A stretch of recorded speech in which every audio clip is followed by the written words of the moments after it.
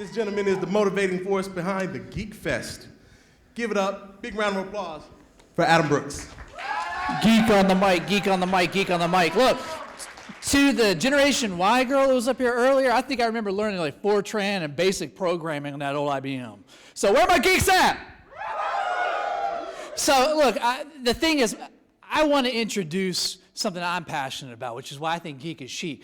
Now, historically, the term geek did not define what we think of geek today. It was carny folk, and we would do weird things like, I don't know, bite the head off of a chicken, you know, stuff like that. We were kind of weird people, but as we've progressed, geeks are now known as technologists, right? We're known as the digital media people. We're known as maybe having a depth of knowledge on a given topic. Where are our history geeks and maybe our World of Warcraft geeks? I mean, I don't know, there's different levels. Now, certainly we're going to own that IT aspect.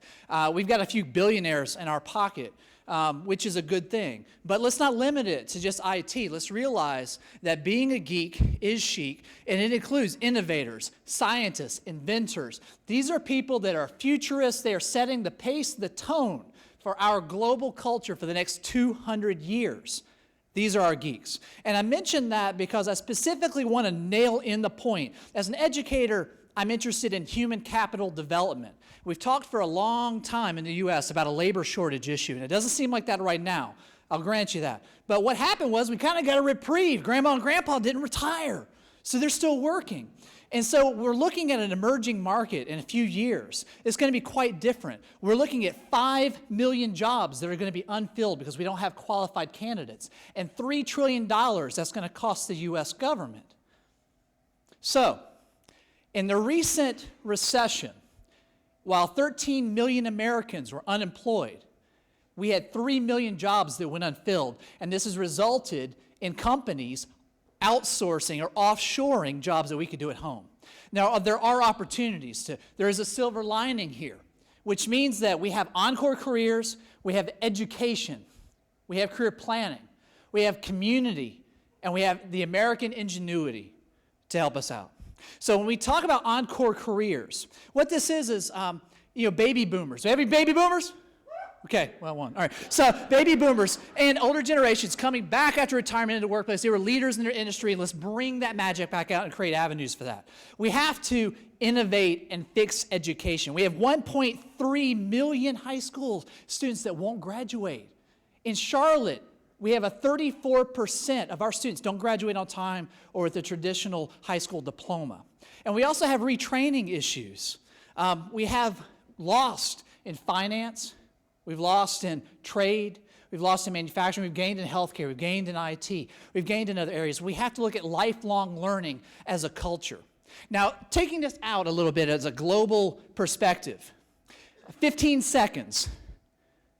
In this time, China and the European Union are producing more scientists and engineers.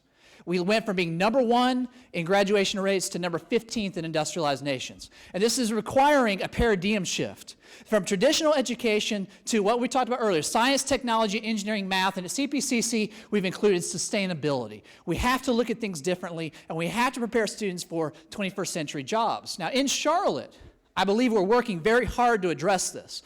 I know that CPCC has done integration with STEMs in our curriculum and our training. I know that the UNC, University of North Carolina system, for those that aren't here, Central Piedmont Community College, for those that aren't here, we're integrating. I believe that we have the medical research up in campus in Kannapolis. IT continues to grow. For geeks, they're looking for jobs.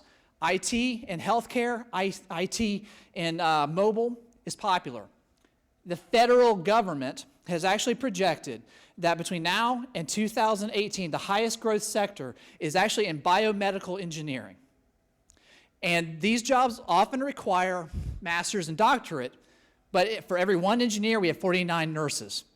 We also have green-collar jobs that are coming through. This is projected to be one of the highest growth areas of innovation coming through the pipe between now and 2018. So when Obama came on and he did his State of the Union address, and he talked about America having a Sputnik moment for our generation, that was kind of peculiar to me. Except if you flash back, when the United States is faced with global competition, the first thing we do is question our education, and we seek to improve it, and we do compete. And I challenge you as Americans, geek is chic, be a geek. Be an innovator. Be excited. Work hard. Convey this. Build this culture. We can do it. Thank you.